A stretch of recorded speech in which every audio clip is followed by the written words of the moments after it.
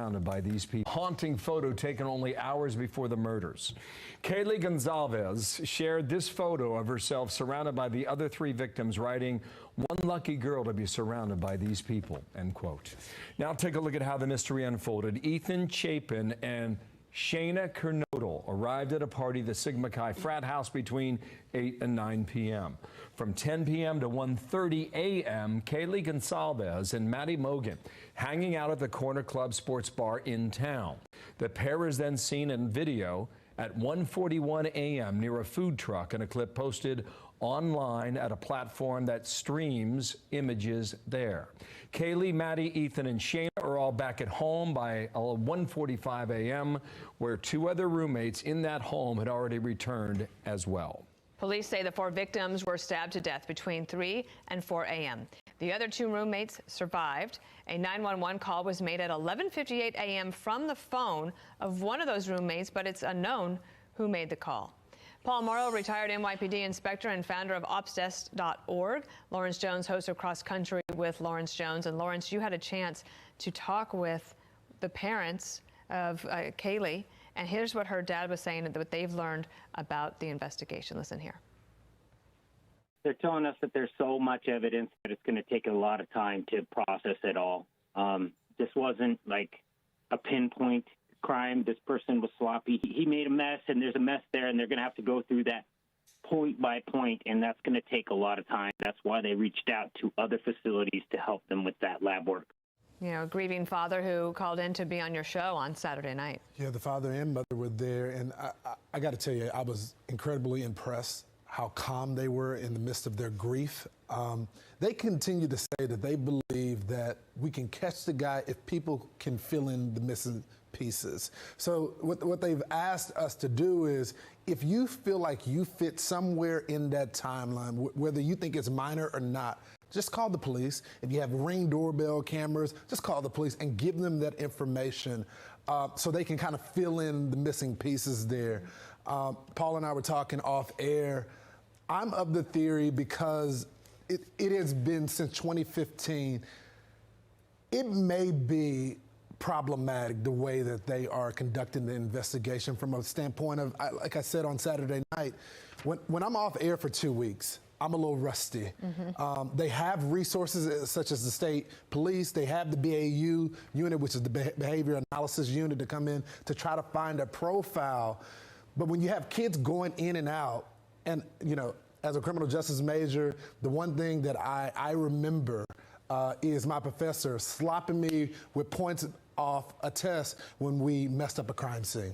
And it's easy to do that. Now, law enforcement do that because that's just part of the game. But you can, as Paul has noted, you can take that DNA away. But when you have kids going in, and I see them a week later just now doing tire compressions, my brain starts to circle a little bit. Very interesting. Paul, we're told the community must be prepared for a lengthy investigation. I don't know if you agree with that or not, but how do you see this from the outside right now? So, you know, as Lawrence said, there's going to be a ton of evidence coming back. And one of the things I think people may be overlooking is the digital forensics that are going to be going on here. College kids operate off their phones, right? So we're all very used to the CSI effect, the DNA, the blood, fingerprints, footprints, tire tracks. One of the other things is going to be pulling the logs, let's say, from the Wi-Fi in the house, pulling the texts from all the phones, going into the social media accounts, seeing if you can get into the phones, because these days the phones are encrypted. So that can be a whole nother route that you have to go. That's one of the reasons why this is going to be so difficult and going to be time consuming. Doesn't mean they're not going to get there. They will get there. It's my belief they'll get there. I think they'll get there maybe sooner than some people are postulating, but it takes a lot of scut work, a lot of sweat work. You made an interesting point earlier about the fact that it's Thanksgiving break week. Right. So this could have, it is possible that whoever was involved is no longer even in Idaho. And which is really a detriment to the investigation, because one of the things you do here is you go outside the circle of trust, right? You have this house where all these folks live. You're going to want to interview people who have access to the house, people that are close to the family, and people who just live nearby who see them all the time, all right? That's the kind of thing that gets into somebody's head. Well, if everybody has decamped from town, my understanding is the town's a ghost town, you're very limited in who you can get to quickly. And, you know, let's just, you know, and I don't like to speculate too much, but to commit a crime like this with the kind of knife that they're talking about, which I believe they have, they've nailed that down. I don't mean they have the actual weapon, but I do believe when they say it's the kind of knife that they're saying it is, I believe they have that from the ME. So I think that's accurate. That's going to lead to a very messy situation. I believe that there's a good chance the perp has, let's say, cuts on his hands, something like that. So he's left town, and I'm saying he consciously, and it could be more than one. But in a normal circumstance, you may be looking for somebody who is answering the door like this when he goes to talk to the police, who's walking around in school with his gloves on. Those kinds of things are off the table now because the kids are scattered to the four winds. Just to be clear, Paul, you think that they have the killer's weapon? No, I think they've identified the type of weapon, right, but not the actual weapon. Okay, just want to just. And if you listen to the medical examiner, they do talk about those defensive wounds that Paul was just noting.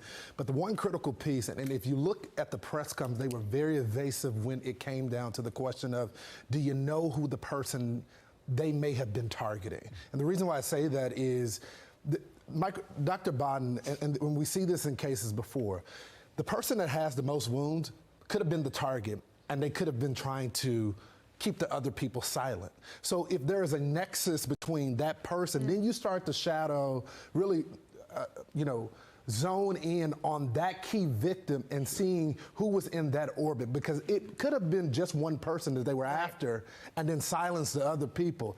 Obviously, this is speculation, but it was very clear that there was one target, or it could have been multiple targets based on that press conference, because they did not want to go into more detail when it came to that question. Sure is strange. The other two roommates don't wake up. You know, what do they know? Or is it not? Just a quick response, if you have it, Paul. Does the community need to be worried? I mean, you can never say absolutely. I admire the fact that they stood up, manned up, and came out and walked back their initial statements. I know that they had said, well, there's no need to panic, and I think that's what they wanted to avoid, is a panic. Obviously, the killings had occurred a number of hours earlier, so there wasn't an imminent threat. But it took a lot for them to come out and say, we are wrong, and we do have to be wary. So you can't say no. And that came from the public. The cross-country team has been there for almost a week. And people don't want to talk on air because they are afraid that they will be the next target. And I agree with you. I thought there was a lot of calm that was shown by the parents. Your program on Saturday night. Lawrence, thank you. Paul, thanks to you as well. Thank you. Okay.